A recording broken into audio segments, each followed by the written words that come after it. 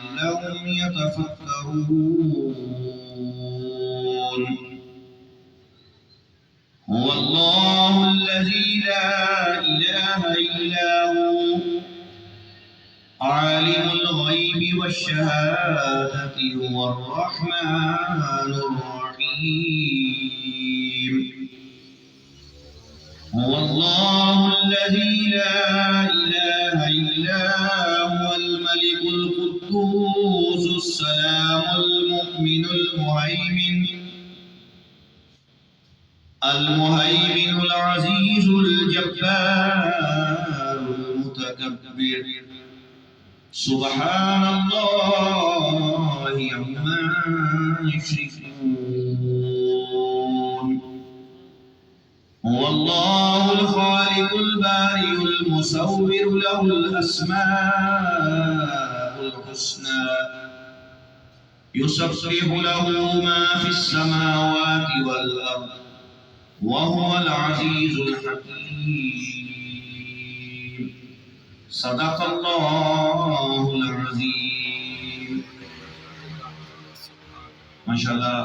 جو دوست نئے آنے والے ہیں ان کو خوش آمدید بھی کہتے ہیں، اور یہ پیغام، یہ میسج جو ہمیشہ ہم دیتے ہیں کہ قرآن کو سمجھ کر پڑھیے، شعور کے ساتھ پڑھیے،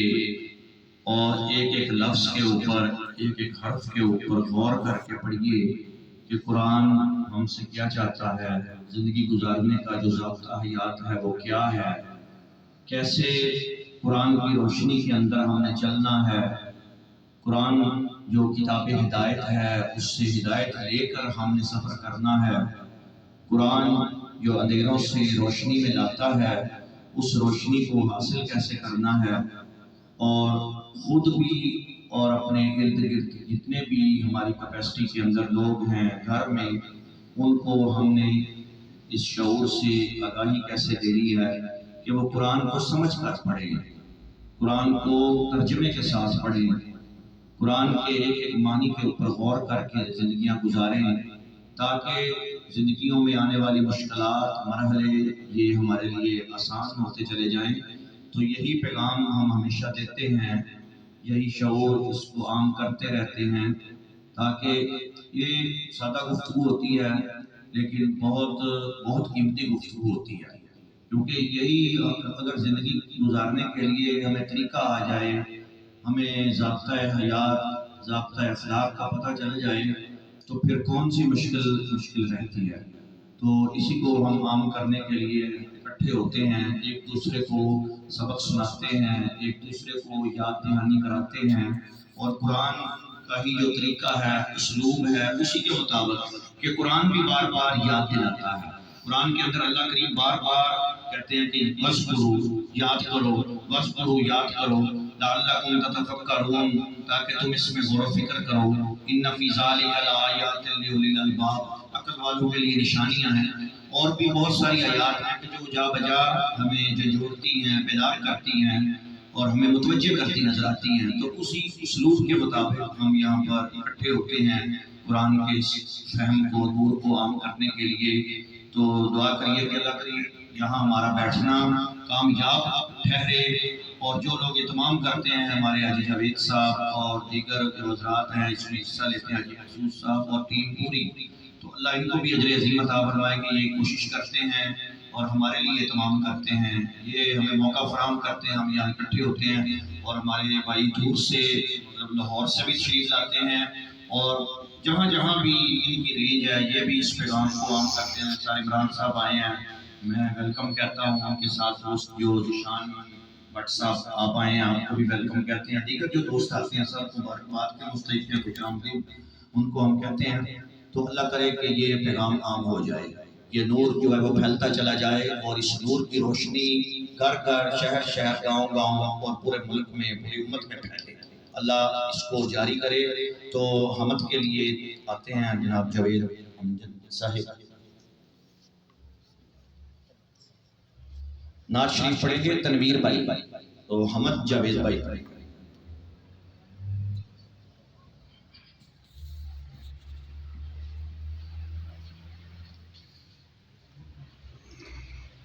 تجھے ڈھونڈتا تھا میں چار سو، تیری شان جل جلالہ،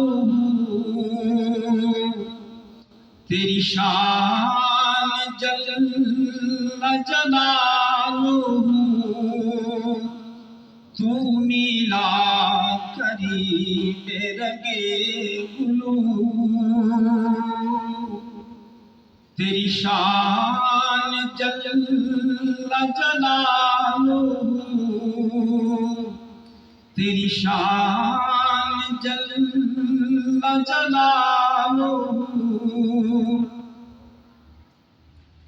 تیرا جلوہ دونوں جہاں میں ہے،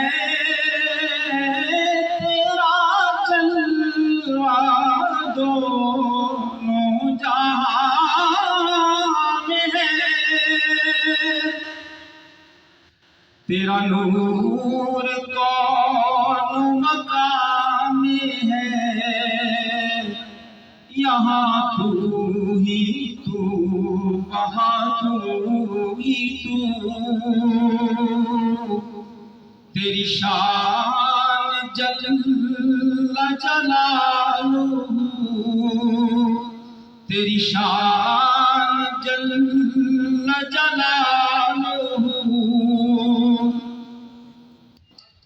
گرے قطرے ابر سے خاک پر،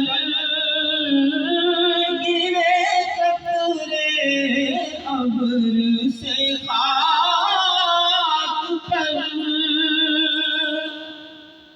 تو یہ بولا سبزہ اٹھا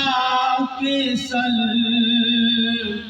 دیا غیب سے مجھے آپ جو،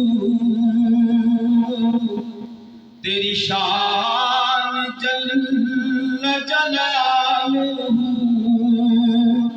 تیری شان جل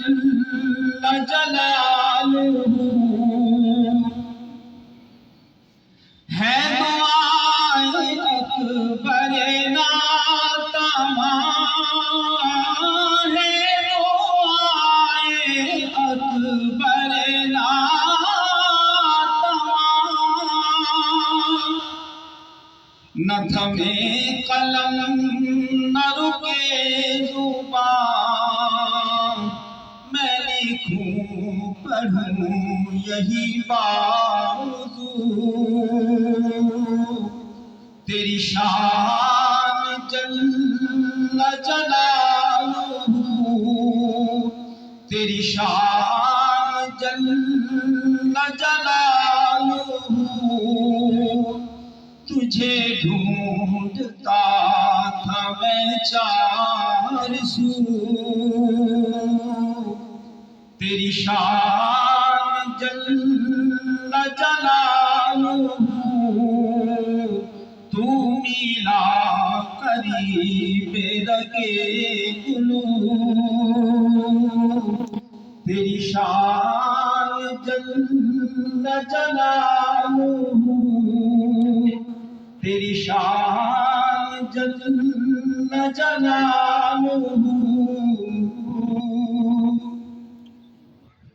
ماشاءاللہ تیری شان جل جلالہ، بے شک اللہ کی قدرتوں کے جلوے ہی ہر سو نظر آتے ہیں۔ تو آگے بڑھتے ہوئے نعت بحضور سرور کونین پیش کرنے کے لیے میں دعوت دیتا ہوں ان اشعار کے ساتھ کہ دل جس سے زندہ ہے وہ تمنا تمہیں تو ہو، دل جس سے زندہ ہے وہ تمنا تمہیں تو ہو، ہم جس میں بس رہے ہیں وہ دنیا تمہیں تو ہو، اور گرتے ہوں کو تھام لیا جس کے ہاتھ میں وہ تاجدار یسرف و فتح تمہیں تو ہو۔ تو آقا کے حضور ہدیہ نعت پیش کرنے کے لیے شیخ تنویر صاحب تشریف لائیں اور ہدیہ نعت پیش فرمائیں۔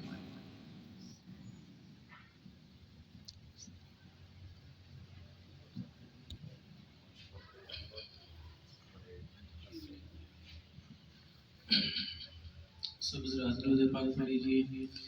صلی علی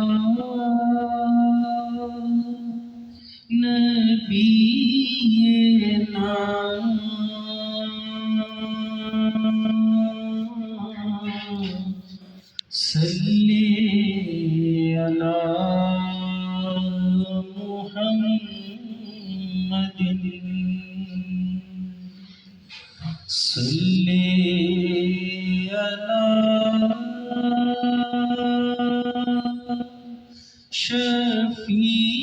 شفیعنا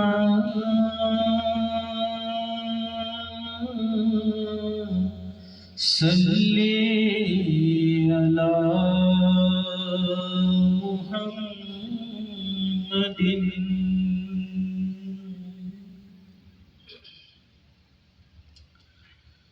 وہ حبیب رب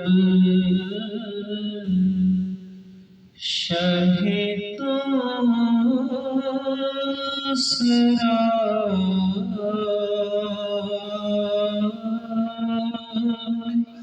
وہ شعور و فکر کیا گئی وہی نور حق وہی شمع جان وہی کائنات کی روشنی وہی نور حق وہی شمع جان وہی کائنات کی روشنی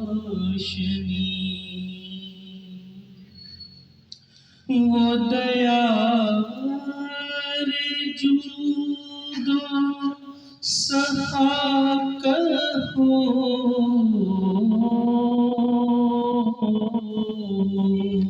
وہ مدینہ شہر وفا کہو وہ دیار جود و سخا کہو وہ مدینہ شہر وفا کہو تمہیں کیا بتاؤں کہ اس جگہ جو کہی ہے میں نے سنی گئی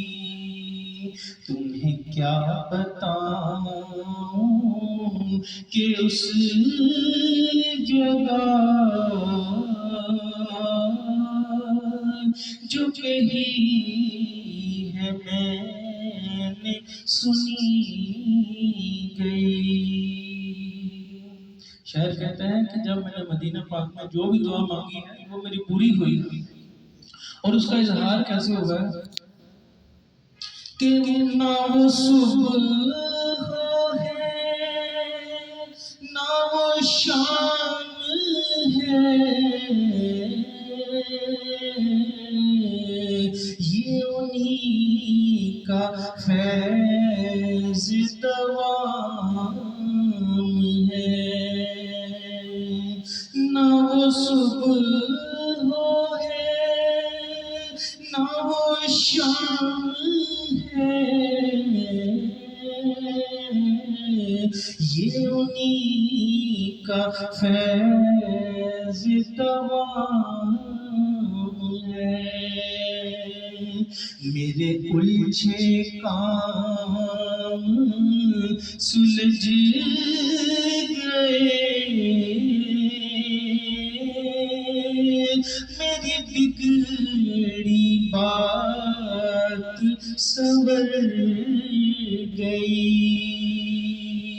میرے الجھے کام سلجھ گئے میری بگڑی بات سنور گئی اور کبھی اہل عشق میں چھڑ گیا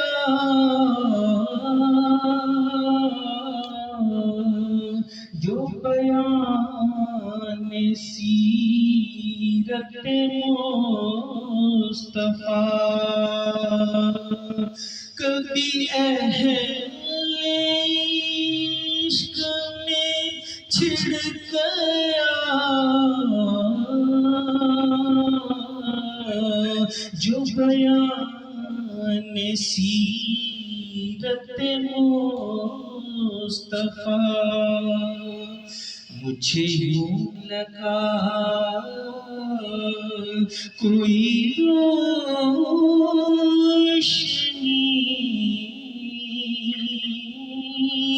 میرے قلب و جان میں اتر گئی مجھے یوں لگا کوئی روشنی میرے قلب و جان میں اتر گئی اور بجز ان کے ہے کوئی اور بھی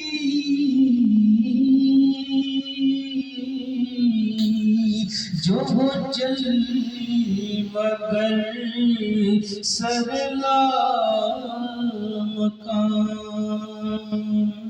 بجز ان کے ہے کوئی اور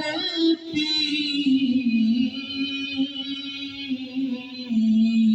جو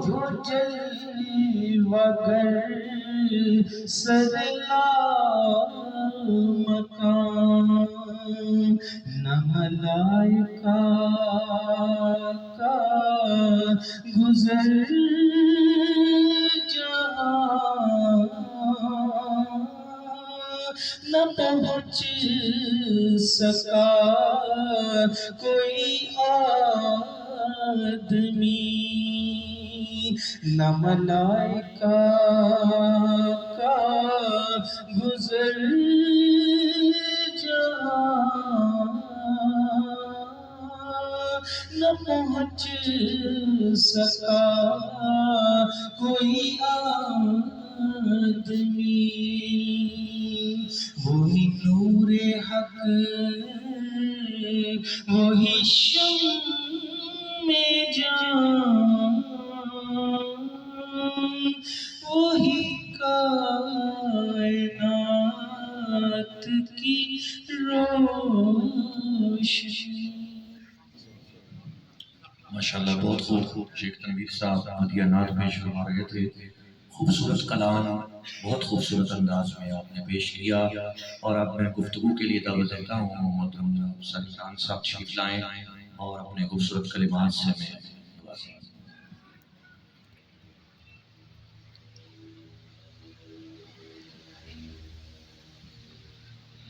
اعوذ باللہ من الشیطان الرجیم بسم اللہ الرحمن الرحیم ربی ادخلنی مدخل صدق واخرجنی مخرج صدق واجعل لی من لدنک سلطانا نصیرا بہت شکریہ آپ سب دوستوں کا اور آج کچھ چہرے ہمارے قریبی حافظ حاجی مقصود صاحب نظر نہیں آ رہے اللہ تعالیٰ جو بھی ان کا معاملہ ہے اس میں آسانی پیدا کرے اور ہمارے بڑے ہی پیارے مسعود صاحب آج تشریف نہیں لا سکے ان کی کمی بڑی شدت سے محسوس ہو رہی ہے ان کی خوبصورت بات فکر اور انگیز گفتگو سن کے بڑا اچھا لگتا ہے تو تھوڑی سی دل کی بات قرآن کے حوالے سے جیسے ابھی ہمارے بڑے پیارے محترم حافظ صاحب فرما رہے تھے کہ قرآن ایک یاد دہانی ہے ریمائنڈر ہے غور و فکر کی دعوت ہے تو وہ ایک تھاٹ پروسیس جو اندر شروع ہو گیا اسی پہ بات کرنا چاہوں گا آپ سے کہ یہ کس چیز کی یاد دہانی ہے کس چیز پہ غور و فکر کی دعوت ہے تو کائنات میں ہم کسی بھی زمانے کی بات کر لیں اور کسی بھی زمانے کے کسی بھی ذہین عالمی کی بات کر لیں تو اس کے سامنے ہمیشہ ایک ہی سوال رہا ہے کہ پرپز آف لائف کیا ہے، زندگی کا مقصد کیا ہے، اور یہ مقصد کا حصول کیوں کر ممکن ہے۔ یہ ہر دور میں ہر ذہین عالمی کے سامنے یہ سوال رہا ہے۔ کچھ بدقسمتی ہے کہ ہم اس سوال کی اہمیت سے آگاہ نہیں ہے، یا ہمارے اندر یہ سوال اٹھتا نہیں ہے، لیکن جس بندے کے اندر بھی تھوڑی سی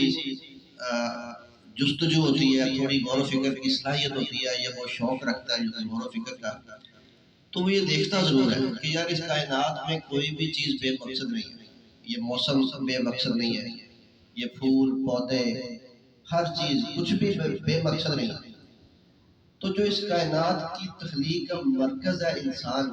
کیا اس کی تخلیق بے مقصد ہوگی؟ یقیناً اس کا بھی تو کوئی فائدہ ہوگا، کوئی تو مقصد ہوگا اس کا بھی۔ کیا بس وہ اسی لیے کہ وہ ایک گھر میں پیدا ہوا، پھر وہ اسکول میں پڑھا یا نہیں پڑھا، پھر اس نے جاب کی، پھر وہ شادی کی اور بچے پیدا کی اور مر گیا، تو کیا یہ کافی ہے؟ کیا اسی کے گرد گھومنے کا نام ہی زندگی کا مقصد ہے؟ تو یہ تو جانور بھی کر رہے ہیں۔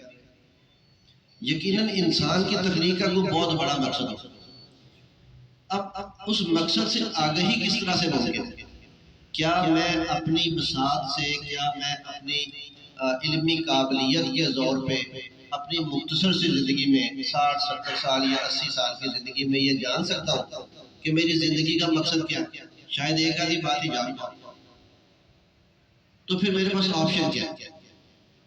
آپشن تو ایک ہی ہے کہ جسے میں خالق مانتا ہوں میں اسی سے رجوع کروں کہ اللہ تو بتا دے میری تخلیق کا مقصد کیا ہے۔ اب قرآن جب ہم پڑھتے ہیں تو وہ تو بڑا واضح ہے، جیسے سورہ ملک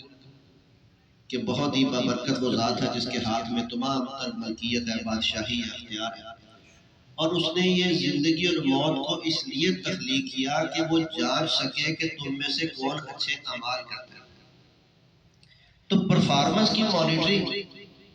اس تخلیق کا ایک مقصد سمجھ آتا ہے۔ یا ہم پہلے اس بارے میں پڑھتے ہیں، یا ایھا الناس اعبدوا ربکم الذی خلقکم والذین من قبلکم لعلکم تتقون۔ اے لوگوں، بندگی کرو اس رب کی جس نے تمہیں اور تم سے پہلوں کو تخلیق کیا تاکہ تم اپنی زندگی میں پرہیزگاری ثابت کر سکو۔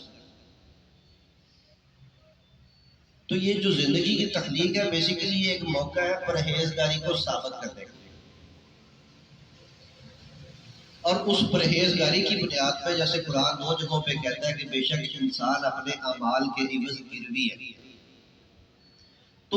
ہماری ایک ابدی زندگی بھی ہے، وہ ابدی زندگی گروی پڑی ہے اللہ کے حضور، اور وہ اعمال پیش کر کے چھڑانے پڑے گی۔ تو پھر وہ اعمال کا سٹینڈرڈ بھی بڑی اہم چیز ہے، وہ کون سے اعمال ہوں گے، وہ پیمانہ کیا ہوگا؟ کیا خالی تعلق سے بات بنے گی؟ کیا نسبت سے بات بن سکتی ہے؟ تو قرآن پھر اسی کی مثال ہے۔ قرآن کی خوبصورتی ہے کہ سورہ بنی اسرائیل میں اللہ فرماتے ہیں کہ بے شک یہ قرآن تمہیں وہ راستہ دکھاتا ہے جو سیدھا اور آسان ہے۔ تو جو قرآن رہنمائی کر رہا ہوتا ہے وہ بڑی سیدھی ہوتی ہے اور بڑی آسان ہوتی ہے، ہر بندہ اس کو فالو کر لیتا ہے۔ تو نوح علیہ السلام کا جب بیٹا ان کی آنکھوں کے سامنے ڈوب رہا تھا تو اللہ سے دعا کرتے ہیں کہ اللہ یہ میرا بیٹا ہے، میرے عیال میں شامل ہے، اسے بچا لو۔ تو اللہ تعالیٰ کہتے ہیں کہ یہ تیرے عیال میں شامل نہیں ہے، یہ تیری نسبت سے فائدہ نہیں اٹھا پائے گا کیونکہ اس کا عمل غیر صالح ہے۔ تو اگر عمل صالح نہ ہو تو نسبت فائدہ نہیں دیتی، تو پھر وہ عمل صالح کیا ہے، اس پہ بھی غور کرنا چاہیے۔ اب قرآن کی خوبی یہ ہے کہ آپ قرآن پڑھتے جاؤ تو آپ کے اندر جو سوالات جنم لے رہے ہوتے ہیں نا، قرآن ان کے بڑا تشفی بخش، تسلی بخش جواب ہوتا ہے، اور وہ ایسا خوبصورت جواب ہوتا ہے کہ انسان بسا اوقات اٹھ کے جھومنا شروع کر دیتا ہے، یار کہ کیا خوبصورت جواب ہے۔ تو یہ تو ثابت ہو گیا کہ یہ جو زندگی کا ایک موقع ملا ہے یہ ہماری پرفارمنس کی جانچ ہے، ایک موقع ملا ہے پرہیزگاری ثابت کرنے کا۔ تو وہ پرہیزگاری والی زندگی کیا ہے؟ جب ہم نے اللہ کے حضور جانا ہے، جو پرفارمنس کی جانچ ہونی ہے، تو کون سے لوگ ہوں گے جنہیں کامیابی کا پیمانہ سرٹیفکیٹ دیا جائے گا، اور کون سے لوگ ناکام ڈکلیئر کر دیے جائیں گے اور ان کے لیے بھٹی بنائی گئی اور بھٹی میں پھینک دیا جائے گا۔ تو وہ پیمانہ کیا؟ جیسے سورہ فجر کی جو آخری آیات ہے کہ جب انسان پاس ہو جائے گا، جو پاس لوگ ہوں گے، تو پاس لوگوں کو جو لینے کے لیے فرشتے آئیں گے وہ بھی مختلف ہوں گے۔ وہ ان کو دیکھ کے مطمئن ہو جائے گا کہ یار میں تو پاس ہو گیا، تو وہ فرشتے کیا کہیں گے؟ یا ایتھا النفس المطمئنہ، اے مطمئن نفس، لوٹ چل اپنے رب کی طرف، اور اس کا پیغام تیرے لیے یہ ہے کہ اس نے تجھے اپنے بندوں کی فہرست میں شامل کر لیا ہے، چل اب جنت میں داخل ہو۔ تو جنت میں داخلہ بندگی کے سرٹیفکیٹ کے ساتھ مشتمل ہے، اور جیسے ہی ٹائم ایگزام کا ختم ہوگا، آنسر شیٹ جب چھینی جائے گی، ساتھ ہی رزلٹ ہاتھ میں آ جائے گا۔ اسی رزلٹ کو لے کے جو مطمئن سویا تھا، جس کی روح کو الدیین میں سٹور کیا جائے گا، وہ بڑا پرسکون اٹھے گا، نامہ اعمال کو دیکھ کے خوش ہوگا، اور جو فیل ہو گیا تھا اس کا نامہ اعمال ظاہری بات ہے وہ پریشانی میں ہوگا، سجین میں سٹور کر دیا جائے گا، جب اٹھایا جائے گا تو اس کا نامہ اعمال پایا جائے گا، اور اس کی پریشانی تو قرآن پھر اس کے چھوٹے چھوٹے گلمپس، چھوٹے چھوٹے اس کے سین دکھاتا ہے ہمیں، کہ ناکام لوگ کہیں گے یار یہ تو کوئی چھوٹی سی چھوٹی برائی بھی، گناہ بھی ایسا نہیں ہے جو اس نے نہیں چھوڑا، اتنا کمپلیٹ نظام ہے مانیٹرنگ کا، اور جو مجھے ایسے گناہگار لوگ جن کے دامن گناہوں سے گزریز ہے اور دنیا ان کی پارسائی کا دعویٰ کر رہی ہوتی ہے، تو اللہ کے سے تو کوئی چیز نہیں چھپ سکتی، تو وہ کیا کہیں گے کہ کاش یہ جو میری موت تھی یہ ہمیشہ ہمیشہ کی موت ہوتی، کاش مجھے یہ دوبارہ نہ اٹھایا جاتا، کاش میں مٹی کے ساتھ مٹی ہو جاتا، کہ اللہ سے تو کوئی چیز چھپی نہیں ہے۔ جب حساب چل رہا ہوگا تو وہ میرے دوست جو میری پارسائی کا دم کر رہے تھے، وہ میری بہنیں جو میری پاکیزگی کے قصیدے پڑھ رہی تھی، وہ سامنے کھڑی ہوگی نا، اور میری فلم چلے گی، تو شرمندگی کا کیا مقام ہوگا؟ تو اللہ کی ریکارڈنگ میں تو کوئی چیز ایسی نہیں ہے جو اس نے چھوڑ دی ہوتی۔ ہم جو کچھ کر رہے ہیں، ایک زندگی ہمارے ساتھ پیرلل چل رہی ہے جو ہماری نگاہوں سے اوجھل ہے، ہم جو کچھ کر رہے ہیں اس کے اثرات وہاں پہ ہم اچھی بلڈنگ یا بری بلڈنگ بناتے جا رہے ہیں، روز قیامت وہی ہمیں سامنے مل جائے گی۔ تو وہ جو بندگی، وہ جو کامیابی، یہ تو ہمیں پتہ لگ گیا کہ بندگی کا سرٹیفکیٹ ملے گا تو جنت میں داخلہ، تو سرٹیفکیٹ کیا ہے؟ اب پھر وہی خوبصورتی کہ میری عقل میری بساط تو یہ جواب نہیں دے سکتی، تو پھر میں کیوں نہ اللہ کی طرف رجوع کروں، اس سے پوچھوں کہ اللہ تیرے نزدیک بندگی کیا ہے؟ کون لوگ ہیں جنہیں تو اپنی بندگی کا سرٹیفکیٹ دے گا؟ ہم لوگ آپس میں بیٹھتے ہیں، باتیں کرتے ہیں، لوگوں کی باتیں کرتے ہیں، اپنی عقل کے گھوڑے دوڑا رہے ہوتے ہیں، لیکن یقین کریں کہ کوئی بھی کسی بھی انسانی جواب، انسانی عقل کی بنیاد پہ اخذ کیا گیا جواب تسلی بخش نہیں ہو سکتا۔ تسلی صرف ملتی ہے جو خالق کائنات نے جو جواب دیا ہوتا ہے۔ تو بندگی کا بھی اس سے پوچھیں۔ میں اگر کوئی دعویٰ کر لوں، یہ حافظ صاحب بیٹھے ہیں کہ حافظ صاحب میں آپ کا بڑا خدمت گزار ہوں، بڑا عقیدت مند ہوں، تو میرے سرٹیفکیٹ سے، میرے کہنے سے کیا ہوتا ہے؟ جب تک حافظ صاحب یہ کلیم قبول نہیں کرتے، وہ میرے پرفارمنس کو، میرے رویے کو دیکھ کے جب تک خود نہیں کہتے کہ یار یہ واقعی میرا خدمت گزار ہے، تو بندگی کا سرٹیفکیٹ تو مالک نے عطا کرتا ہے۔ وہ کیا کہتا ہے؟ سورہ فرقان آخری رکوع، عباد الرحمن الذین یمشون علی الارض ہونا، 12 خوبیاں بیان کر رہے ہیں، بڑی غور طلب ہے، جو میں خود کو بھی یاد کرا رہا ہوں اور اسی بہانے آپ کے ساتھ بھی شیئر ہو جائے گی، کہ اگر بندگی کا سرٹیفکیٹ لینا ہے، اگر اعمال صالح کی بنیاد پہ نسبت سے فائدہ لینا ہے، تو پھر اللہ سے پوچھ لیں، اور وہ یہ کہہ رہا ہے کہ میرے بندے وہ لوگ ہیں جن کے اندر یہ 12 خوبیاں ہوتی ہیں، یہ ذہن میں بٹھا لیں۔ اگر یہ خوبیاں میرے میں نہیں ہیں، جب میں نے ان خوبیوں سے آشنائی ہوئی اور میں نے پڑھنا شروع کیا تو سوائے شرمندگی کے ہاتھ نہیں آیا کہ میں تو اللہ کے محبوب ہونے کا دعویٰ کرتا ہوں، بڑے پسندیدہ ہونے کا دعویٰ کرتا ہوں، تو یہ تو بندگی کا سرٹیفکیٹ بھی ابھی پورا نہیں لے پائے۔ تو یہ جو خود آگہی جو ہوتی ہے نا، یہ انسان کو آگے بڑھاتی ہے۔ تو پہلی خوبی اللہ فرما رہے ہیں، انسان کی بات نہیں کر رہا، وہ فرما رہے ہیں کہ میرے بندوں کی پہلی خوبی یہ ہوتی ہے کہ وہ اللہ کی زمین پر عاجزی سے چلتے ہیں، ان کے کردار سے، ان کے چال ڈھال سے عاجزی ٹپکتی ہے۔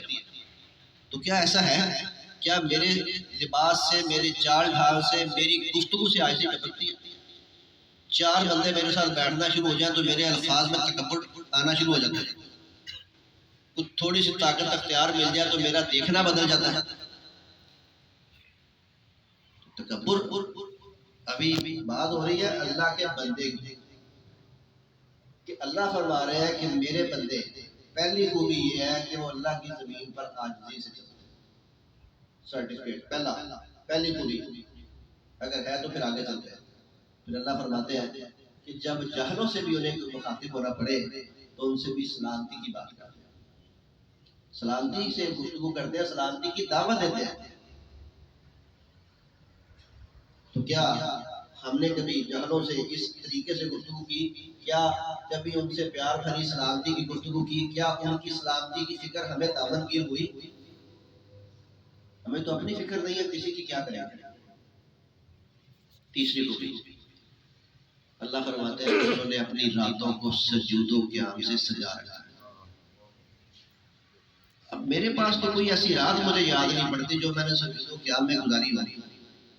ہاں، معراج شریف 27ویں اور یہ راتیں آتی ہیں، وہ بھی ہم مسجد جاتے ہیں، کچھ 2 گھنٹے مولوی صاحب کا خطاب سن لیا، اس کے بعد ایک صلاۃ و تسبیح پڑھ لی اور بڑے خوشی سے واپس آ گیا،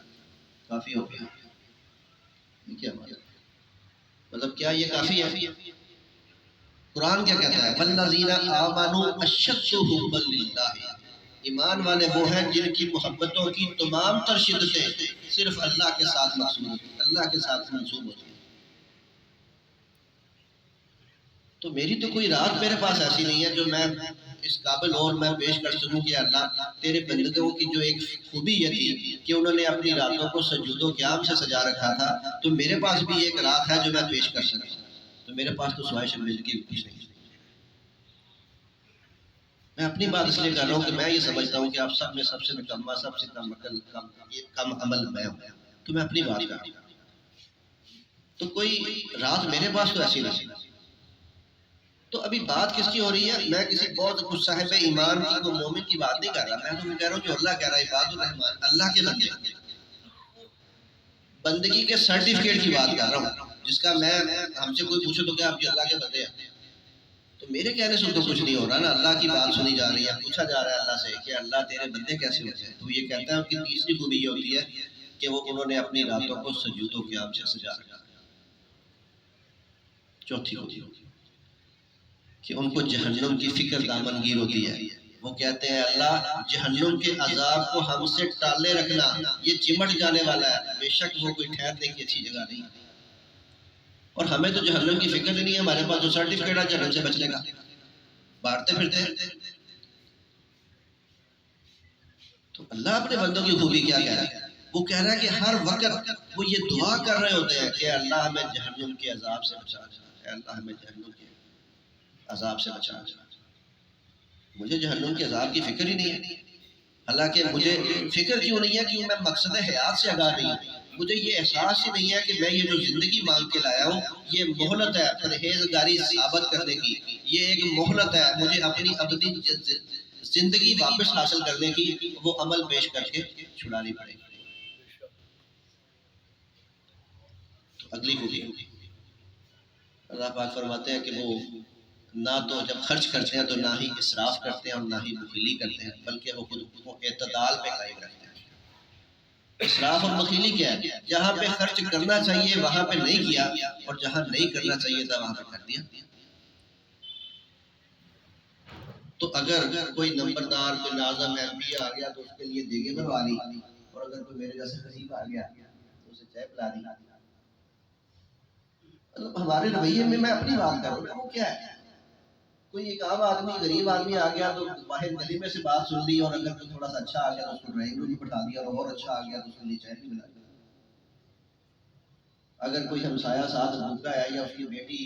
بیمار ہے یا وہ شادی نہیں کر پا رہی جہیز نہ ہونے کی وجہ سے، تو اس کو پوچھا نہیں، اور اپنی بیٹی کے لاکھوں کروڑوں روپے کا جہیز بھی دے دیا، اور اس کے لیے